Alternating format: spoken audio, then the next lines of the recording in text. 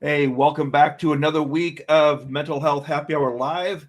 My name is JR from NotWeirdJustAutistic.com. Say hi to Jason, the Bipolar DM. Hello, hello.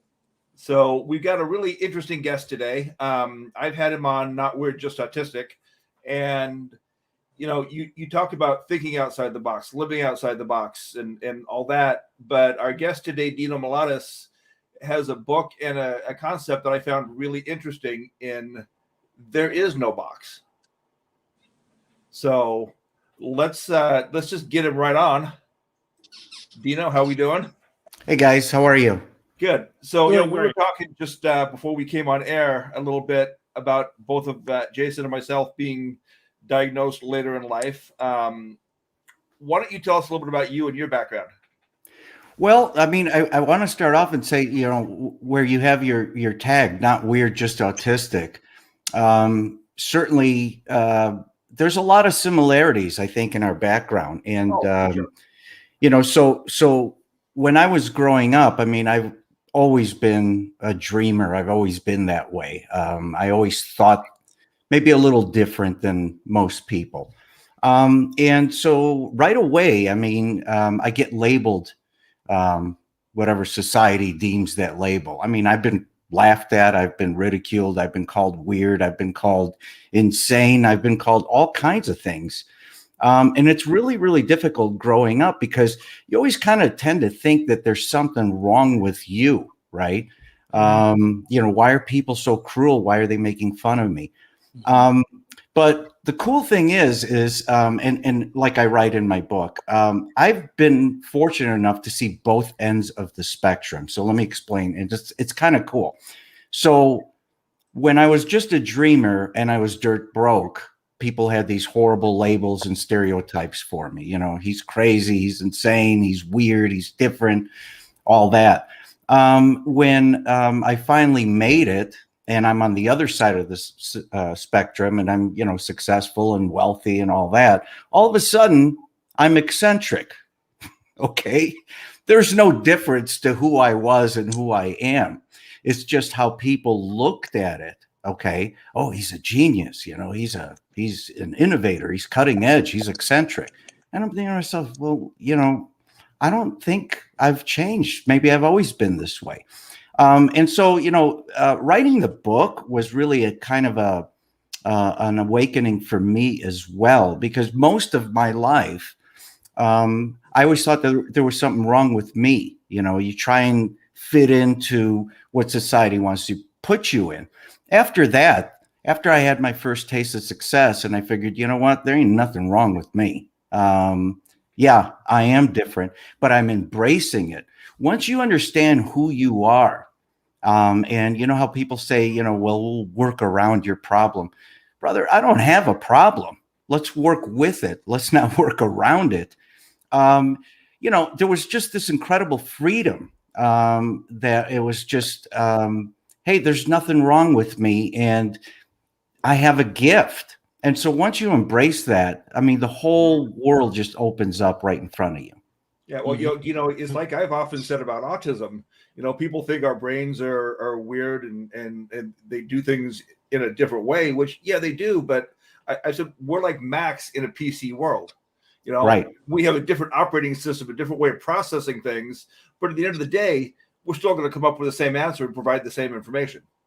Right, or actually a better answer. I mean, but I started figuring out. I started looking back a little bit, and I'm not going to say I'm well read and everything, but just kind of the simplest research that I've done.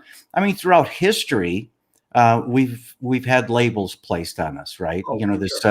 They use this term now very loosely, and I don't want to get political or anything, but this cancel culture. We've been canceled since the beginning of time. Anybody that's a little different, anybody that isn't kind of that range, that normal range, is almost like cast out. Okay. And I think it's people that they just don't know. I mean, you want to try real hard to understand somebody's point of view, but with very, very limited scope and knowledge. And so, but think about it. Artists, scientists, musicians, composers. There are composers that were composing beautiful music when they were 5, 6 years old but couldn't speak. Yep. And people were focused not on the beautiful music, but well, why isn't he speaking? Right. Right. And so this concept that we have to adopt to the way the masses, you have to be this way, is just it's not true. I mean, you ever hear the term starving artist? Okay. Oh, for sure. Starving probably because nobody's buying their work, but a lot of people wouldn't buy their work because they thought they were weird. Then all of a sudden, generations later, oh my God, they're a genius, ahead of their time. Explain that one. Well, I mean, how many of the Van Goghs, the Picassos, the people in that, they weren't famous till after they were dead. Right. And then all of a sudden you get a newfound appreciation and perspective for their point of view. I mean, look, we all think we're experts of the mind until you start realizing that we utilize such a small part of our brain that, I mean, oh my God, if we use just another 2% of our brain, 5% of our brain, maybe people like us do. And society hasn't caught up yet. But, again, I mean, instead of beating yourself up, what's wrong with me? There's nothing wrong. But there's nothing wrong with the masses either. It's just that we have to change the way society kind of labels people. Yeah. It's really damaging. And don't forget, you gentlemen and I are the fortunate ones that have kind of broken through that mold. We basically said, look, I don't care what anybody else thinks. I'm gifted and I'm going to live my life and I'm going to enjoy every moment of every day. A lot of people, you got to think, don't get there. Okay. Yeah. They're beat down by society where they start believing, yes, there's something wrong with me. And they conform. And so when I say think outside the box, there is no box. People, they conform to whatever this box is that people say there must be. What if there wasn't a box? Right. We could change the world, and we are one small part at a time. And I think it's going to come with awareness, like you guys in your show, me in my book, more so than just reading about stuff in a classroom or in a textbook. You got to get out there and just talk to people who actually live like that. And you just find out, we're no different than you. We're gifted in maybe certain areas. Yeah. Well, Jason, why don't you tell Dino a little bit, because you've got 2 boxes that you're shoved in. You've got the bipolar box and then the PTSD box. Well, I got a few. Yeah. And it sucks being labeled because people do treat you differently. They treat you like you're broken. They treat you like you're on a hair trigger about to explode. That you might be dangerous or potentially dangerous. I mean, the media has not been kind to people with mental illness, especially after a mass shooting or some other horrific act, and it comes out that the person has long suffered from mental illness.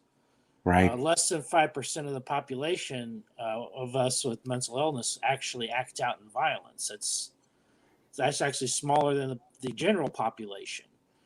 And so, but it's that 5% though that gets the media coverage. It's the 5% that everybody thinks of when they hear bipolar. They think Britney Spears shaving her head and beating up a car with an umbrella, right? Stuff like that. And so it's a lot to work over, work through, work around.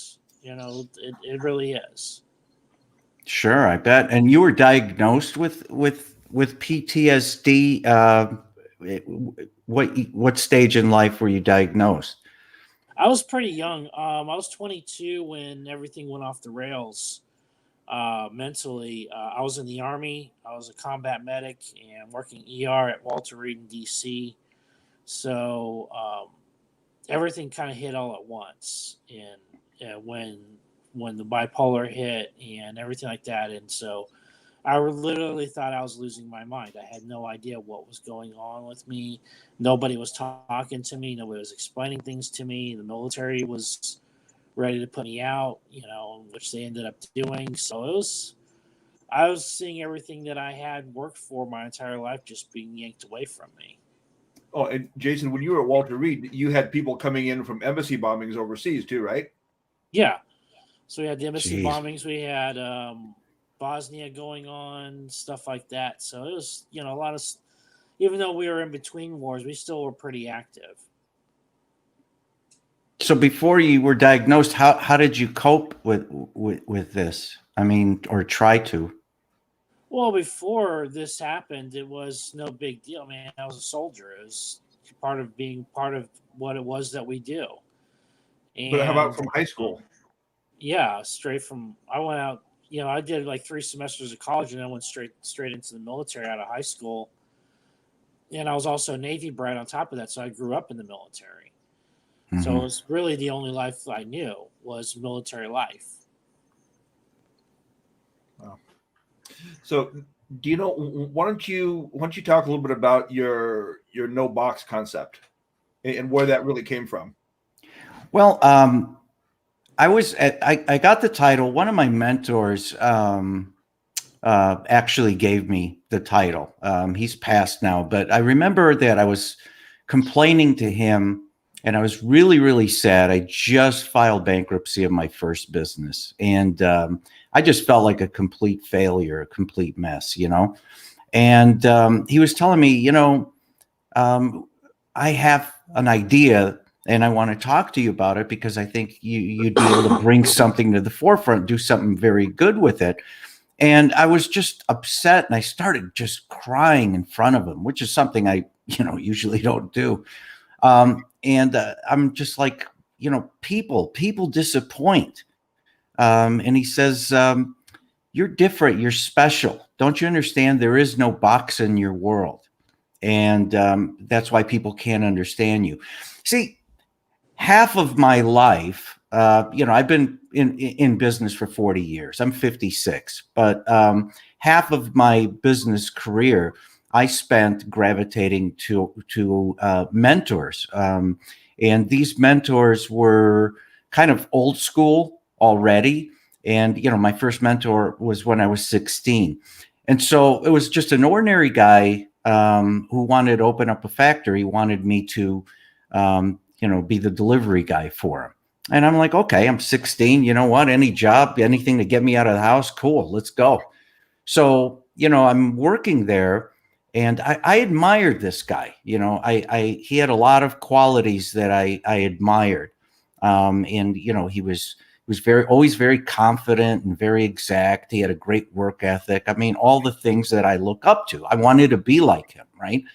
And so I remember I'm going to high school, but I'm concentrating more on work because I admire this guy. Inside 2 years, I watched this guy with this factory make it a success. And I watched him in front of my eyes become a multimillionaire.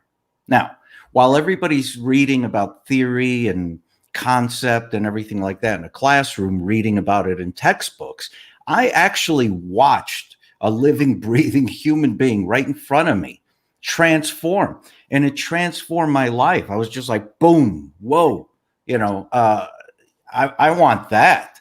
I no longer wanted to be in a classroom. I wanted to be right there, just right in the trenches with this guy to learn. That's how my early business years, happen. And just to let you know how this guy influenced me, even at 16, at 19, he gave me the confidence to open up my own factory, basically his competitor. Bam! What do you think about that? Right? Wow. So I open up my own factory and I'm competing with this guy. I mean, that's a compliment. So, you made a really good point about, the media picks up things only 5%. Think about it like this. Okay. By today's standards, that was 40 years ago, by the way, my first mentor. By today's standards, I should have never met this guy. You know why? Because he probably ranks like number 10,000 on Google. You'd never read about him, right? The only thing we see is the people with the most hits, clicks, likes, views, and all that stuff. And it's a good perspective, but it's not every perspective, okay? There's the little hidden gems, what I call them, that we miss out on. by not sitting and talking to an average, ordinary person with just some incredible qualities. In this case, this guy had an incredible work ethic, and I admired his confidence. He was stoic, he was exact, he was methodical. And so, you don't have to be Bill Gates and you don't have to be Elon Musk to be successful. There's most of this world is made up of people you've never even heard of. But what a great mentoring lesson. So everybody's like really fixed now. I mean, the world's changed as far as I'm concerned, because I'm kind of old school. That's how I was trained. You have Google, and it brings a lot of things to the forefront. But at the same time, Google, really, I look at it as just a newspaper.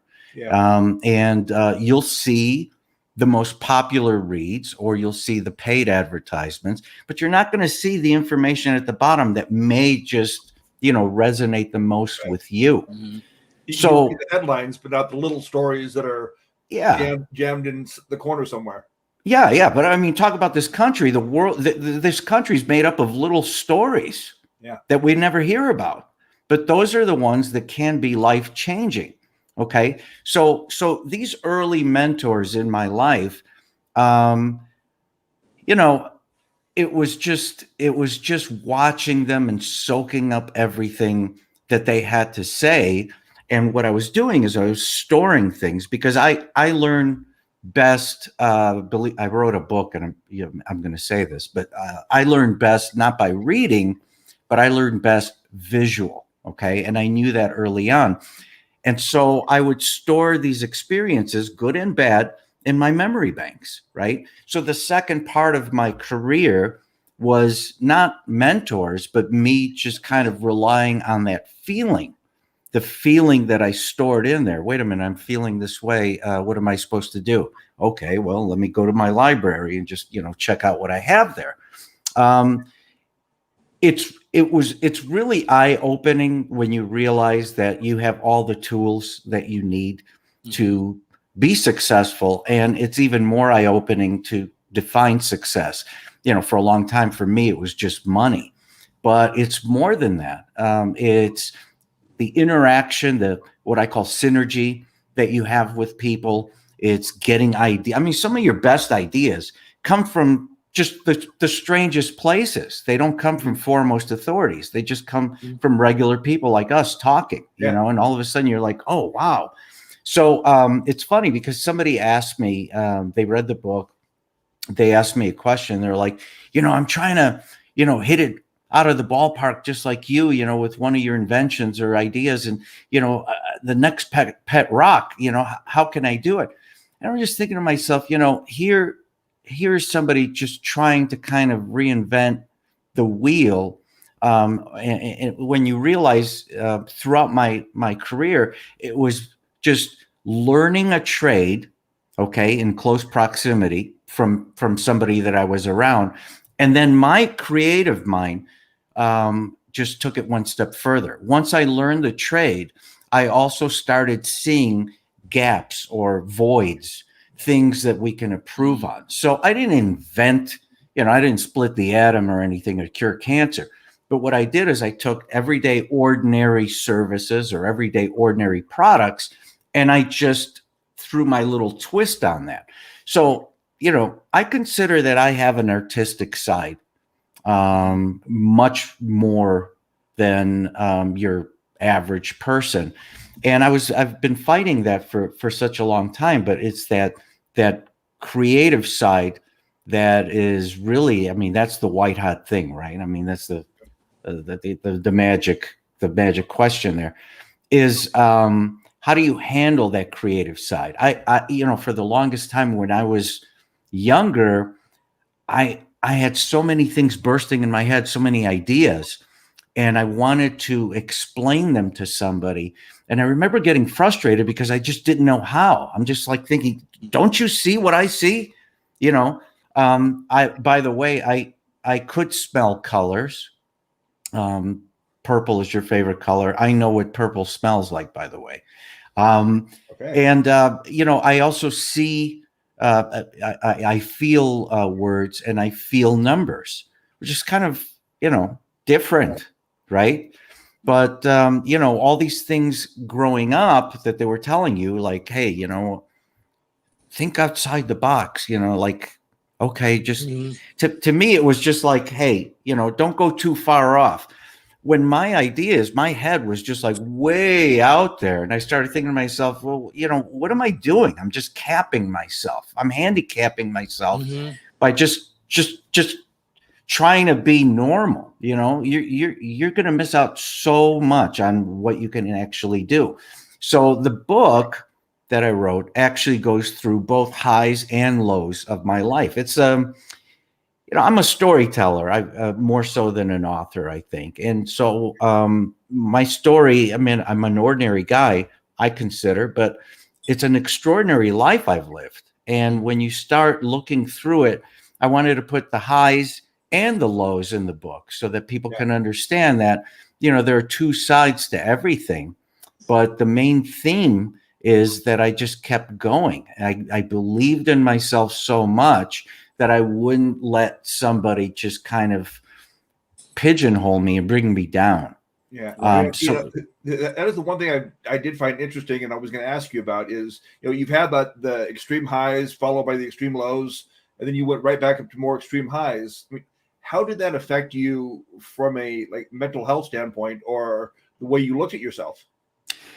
it depends which time it was, but that's a really good question because, again, I mean, because of the ridicule that I had, growing up, because I was different and thinking things differently, I lived the first part of my life with a lot of rage, okay, proving people wrong, shutting up the critics, so to speak, and that kind of stuff.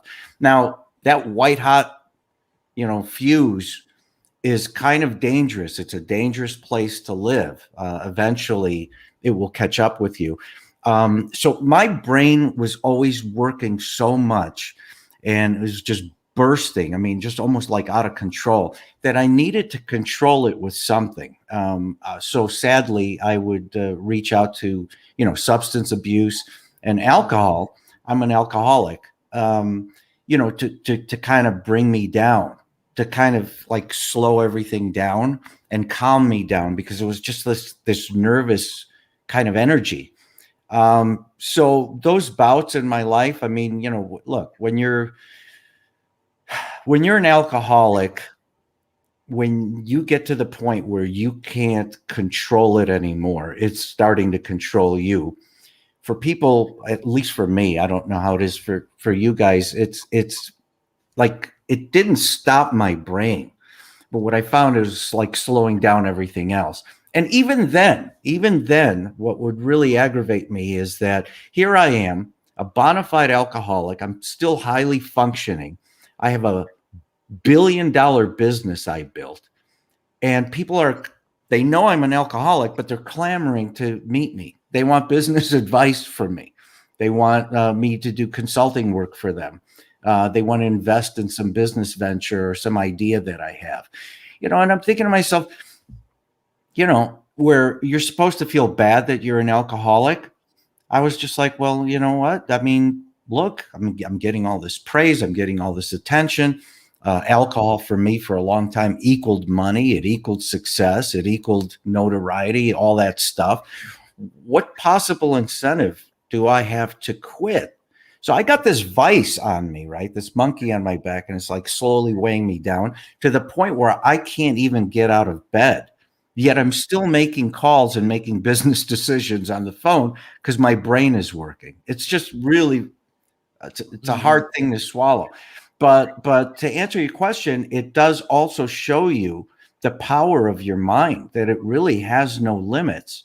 Because it was just simply that my body was slowly shutting down towards the end, where I knew I needed help, and then I went into rehab to get help. So when I came out, I had a different perspective on things. Again, I wasn't ruled by rage anymore. I mean, patience is something that I'm constantly learning, but also the appreciation for what we're capable of. Because again, I mean, being creative, and artistic and everything, and being called different and crazy and weird and all that stuff. It's hard enough having all that, trying to prove to yourself in the world that I'm going to show you, and then getting stuck with some addictions. Just think about how free you must feel now, where I'm alcohol free, drug free. I don't have those stigmas anymore that I follow. I really don't care what people think of me, because I know what I'm capable of. And so every day is really fun. It's kind of an adventure. You know what I mean? Oh, for sure. For sure. Now, something I find very interesting is that, I mean, this is just my viewpoint, but you've got to have a strength about you, because when you hit those big highs and then you come crashing down, and then you get back up and you hit that high again, that takes a lot of strength.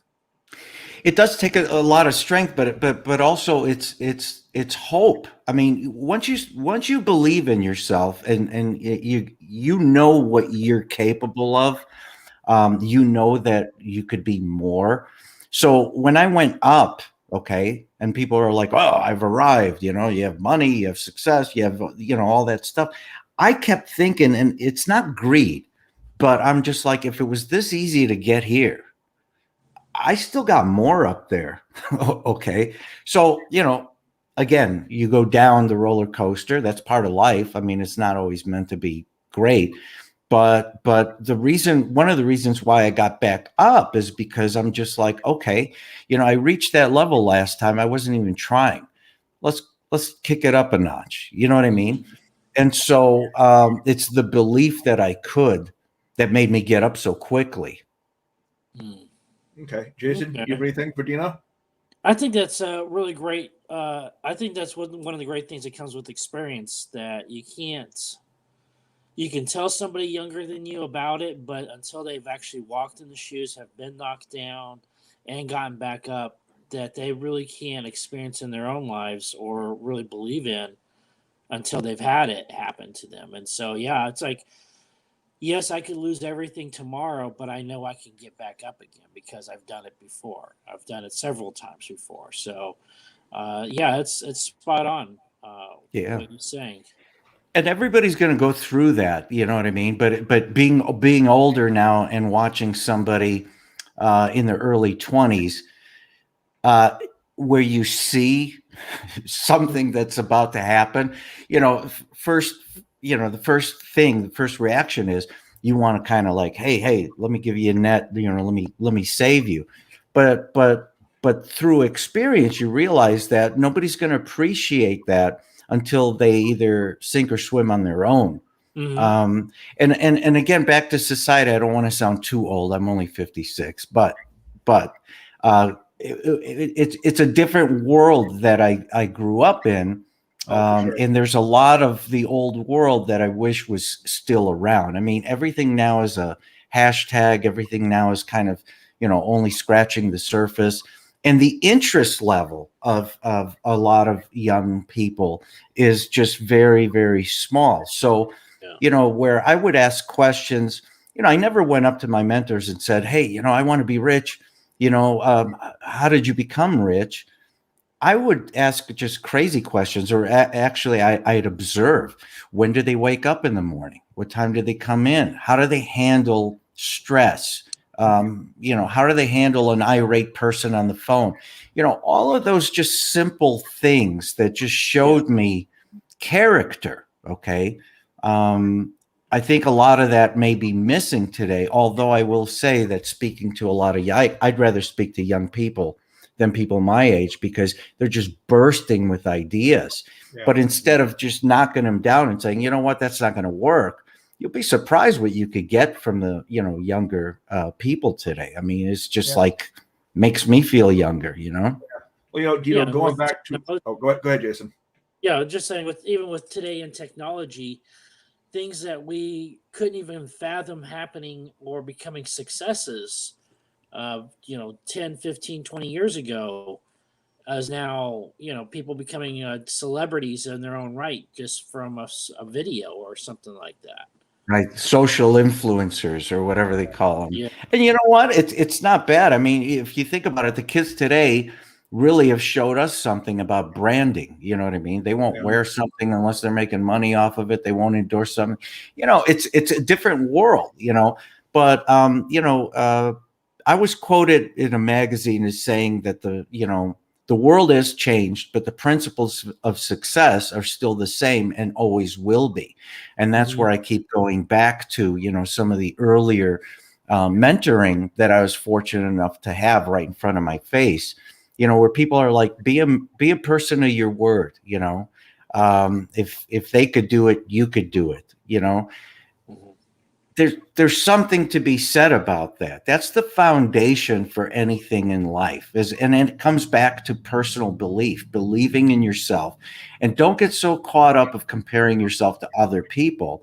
The advice I give people now is compare yourself to you. Are you better off today than you were yesterday? Are you going to be better tomorrow than you are today? And you just kind of keep pushing yourself instead of comparing yourself to other people, because we're all different. And that's the thing that, I can't stress enough. We're all different.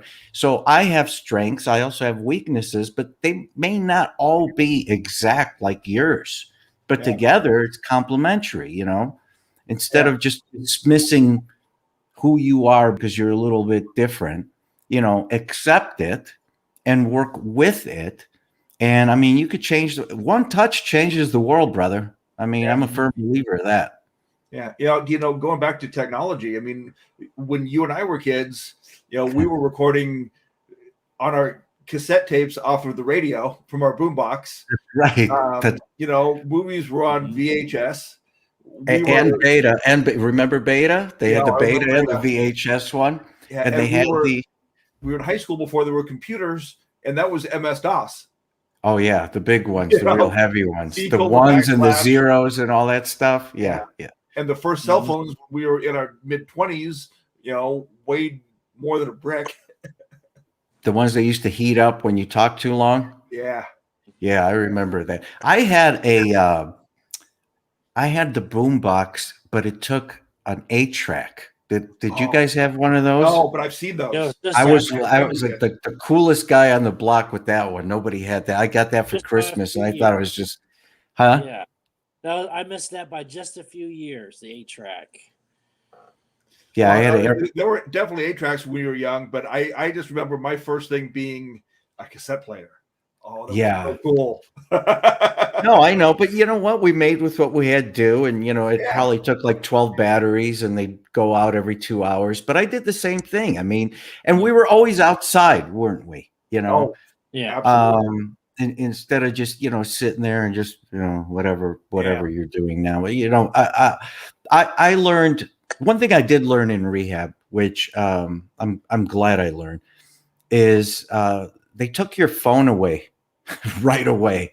And my phone, obviously I've made a career using that phone, and so even vacations, I used to joke that it was just another place to be on the phone. I don't really remember vacations or remember enjoying them and stuff. But after they took my phone away in rehab, first day you're just like, oh my God, what am I missing? But I wasn't there for anybody else. I was there for me, right? Yeah. And and what life is like without the phone. So you gotta have balance in your life. We can take it, very, very far. I say I'm an any kind of holic. I'm not just addicted to, alcohol, but I'm addicted to feeling good. So knowing who I am, I'm going to be like I've been like this since the day I was born. I'm going to be like this till the day I die. I mean, everything is 100% full throttle with me. So, gravitate towards the things that make me feel good. Talking to you guys makes me feel good. Writing the book made me feel good. Working out makes me feel good. These are things that I'm going to want for the rest of my life.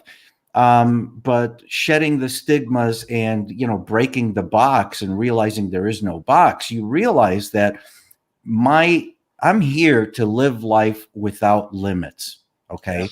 Yeah. And I'm here to not preach, but to be able to touch somebody, to inspire somebody else. I have a gift and I have to embrace it and not just put it away like, hey, this is weird, I better act normal.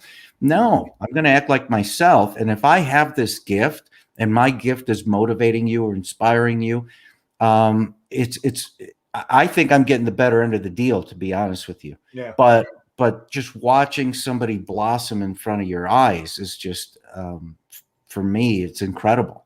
Yeah. Well, and one thing is I'm thinking about people from our generation, if we fall back on it, have learned, and we grew up with patience.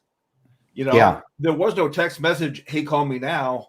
You left a message on somebody's answering machine. And you waited for them to get that and then call you back. If you wanted news, you waited for the morning newspaper or for the 6 o'clock news to come on. Right. And you had your choice of 3 channels. Yeah. Yeah. You know what I mean? Yeah, a lot's changed. And again, it's technology is just as dangerous as a drug. Okay. I mean, you got to use it responsibly. Mm-hmm. And so, if all you're doing is 24/7, you're on the phone, you're socializing, you're texting, and, all this stuff. Look at us, 3 old people complaining. Yeah.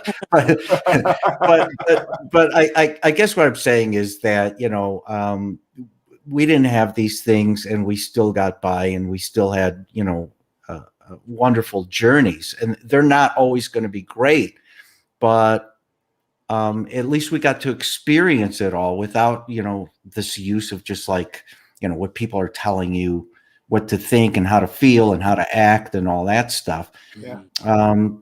You find that life is much more rewarding when you do your own thing.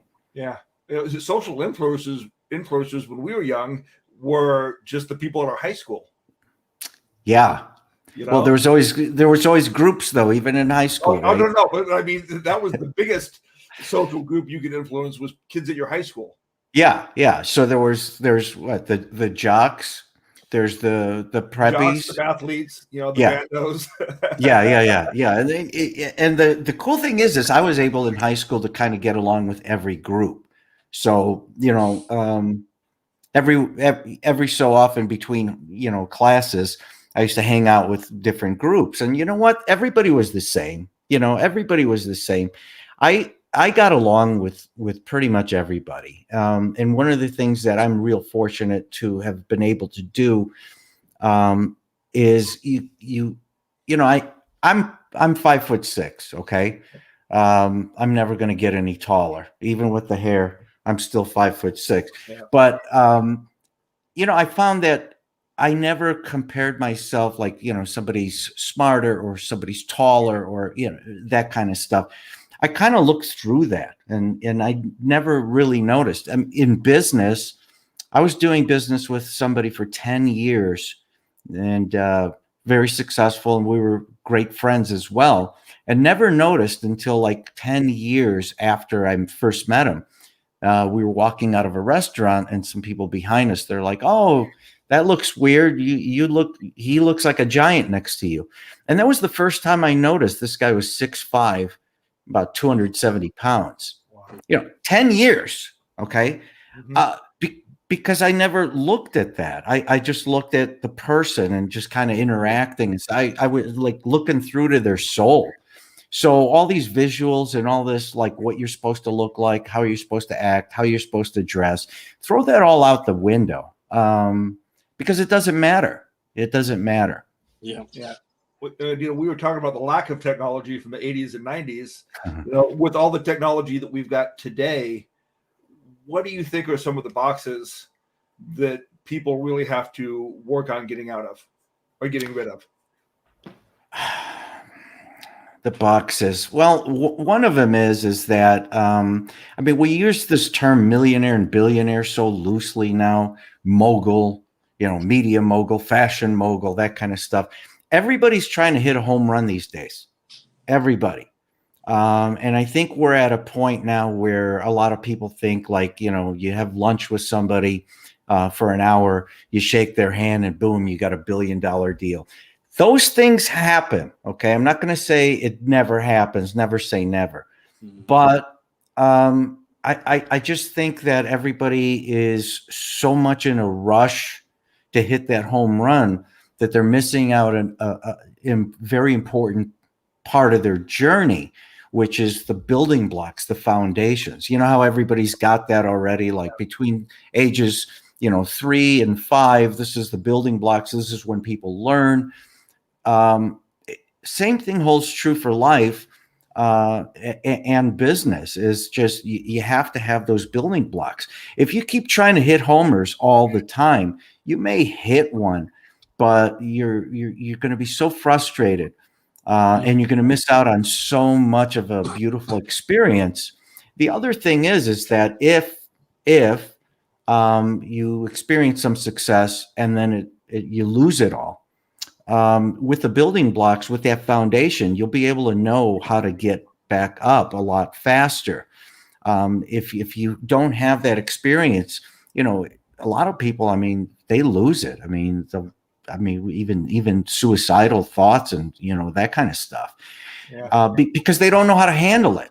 A lot of these young people now that become famous overnight. The reason they fall into alcohol and drugs and depression and all that stuff is a lot of it, they don't know how to handle it. They don't know who they are anymore. They lose their identity. Yeah. And so I think like the training wheels are really, really important. Technology has just pushed us so far that right now all we want is a soundbite. Yeah. We just want a saying for the day and a hashtag and a clever visual and, look how many likes I have, look how many followers. And it's flattering. I don't know anybody who wouldn't appreciate that, but it's not everything. Yeah. Well, you were talking about swinging and trying to hit a home run all the time. Look at a guy like Babe Ruth, who had all those home runs, but most people don't know he also led in strikeouts too. I know. No, they're like, Babe Ruth, the pitcher, but he did a lot. In those days they hit, they caught, they played the field, they did all that stuff, but also they became charismatic leaders for the team, and every generation has one. In basketball, I'm from Chicago, Michael Jordan. Yeah. He was an incredible player, but more so than a player, he was a leader. Okay, for sure. And that came from very humble beginnings and that foundation there. So, I'm not going to have a shoe deal, selling a sneaker, overnight. This guy worked his butt off. Now everything comes so fast, it's almost expected. And I think, look, I'm not going to compare old and new. I'm just going to say that I'm happy that I grew up in my generation. There's a lot of stuff that I'm learning now every day. All this is new to me. These podcasts are new to me. Like, what the hell is a podcast? But hey, this is the world today. We have a lot more choices and everything like that. I just hope that we continue to have wisdom and open minds, and accepting of different ideas instead of, no, it's not this way, forget it. Yeah. It's just a very limited way of thinking. Yeah. Well, Jason, I think we see that a lot in mental health, don't we? Yeah, especially the narrow-mindedness. And you would think with the availability of information and technology and all that, literally at people's fingertips on a smartphone, that they'd become more educated about mental health and mental illnesses and not be treating people like they do, back in the 1900s. Yeah. Late 1900s. Yeah. Do you guys think that a lot's changed in mental health since you guys were kids? No. I know the autism world, we've learned a little bit about where autism comes from, but people are still depressed just like they were. People still have autism just like they were. People are bipolar and deal with PTSD just like they did. Yep. All that's come out is more information about maybe how to treat it or what the roots are, but it really hasn't changed. Yeah.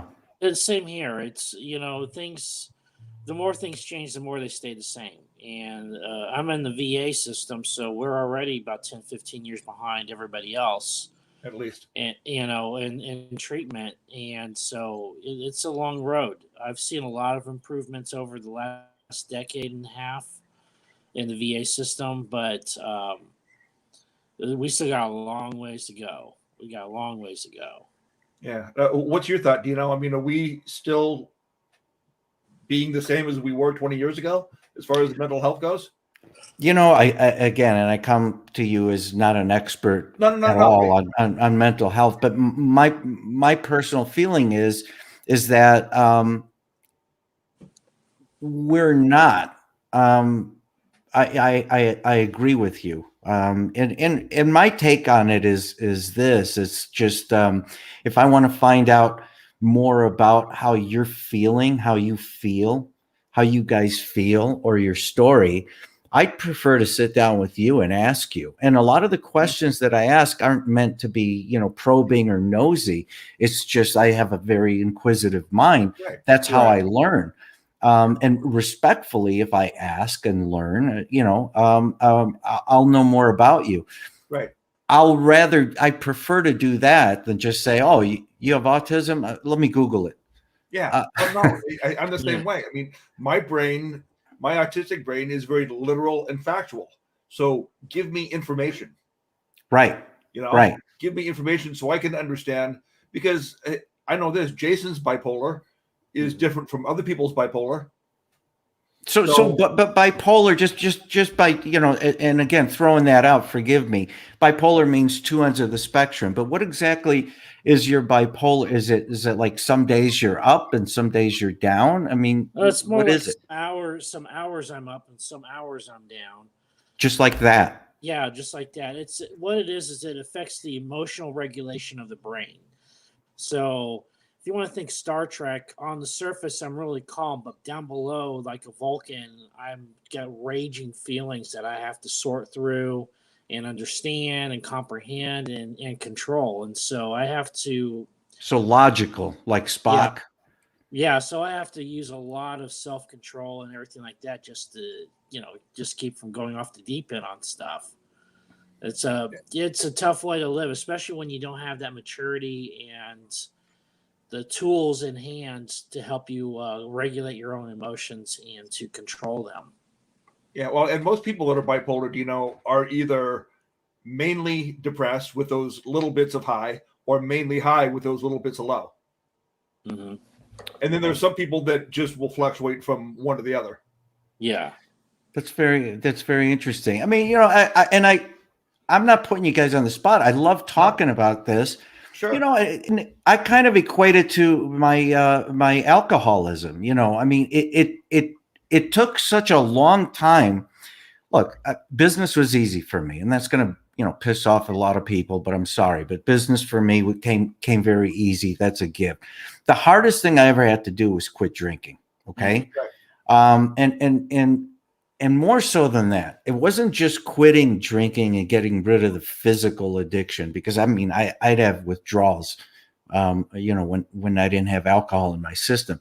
It was the finality, of understanding that I have to live with this for the rest of my life. It's not like a quick fix. It's not like, okay, well, I quit drinking and, maybe in a year or two, I'll be able to drink socially. You can't drink again. I mean, this is how I'm going to be for the rest of my life. Mm-hmm. So like you living with, being bipolar, I have to live with being an alcoholic. Right. Mm-hmm. And so it's not like, I'm always searching for a drink or anything like that. But I understand that I have that addictive personality. Now, it could be addicted to anything. I could be addicted to business. I could become, again, a workaholic.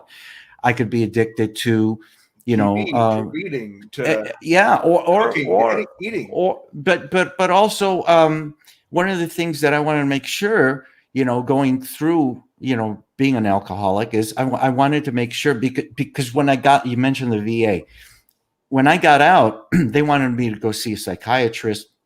And of course, the psychiatrist, all they want to do is start you off with a little pill. And then every month or, whatever, they increase the dosage. I'm not knocking the medical industry. I'm just going to say that my experience was that their answer is take more pills. Yeah. And for a while I was just like this. I mean, I was like Jack Nicholson, like in The Shining, I threw all that away myself And I don't know if it was the right or wrong thing, but I really believe very strongly that, you know what I want to do? I want to be able to feel, and I Yeah. want to be able to process those feelings. And I want to be able to say, like, if I'm having a bad day, to say it instead of just masking it so I look normal, because I don't feel normal. I feel like the same guy deep inside, but the outside, you're just like a zombie.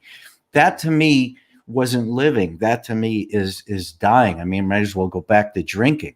Yeah. So I knew very, very quickly who I was, what I had to work with, what I had to live with, and the pitfalls in that. Oh, you don't feel good? Get a pill. You don't like this? Go see a psychiatrist. And that may work for different people in their situation, but for me, it was just, hey, you know what? There's so many things in life that will make you feel good. There's so many things that I could be doing. Alcohol was just one thing. And towards the end, I mean, I was wishing I was dead. How good of a feeling is that? Right. So I get where you guys are coming from. Thank you. In the few minutes we got left, why don't you talk a little bit about where people can find your book and what message you really would like people to get from your book? Sure. There is no box. You can get it at Amazon. It's available at Amazon. You could go to my website. It's available there.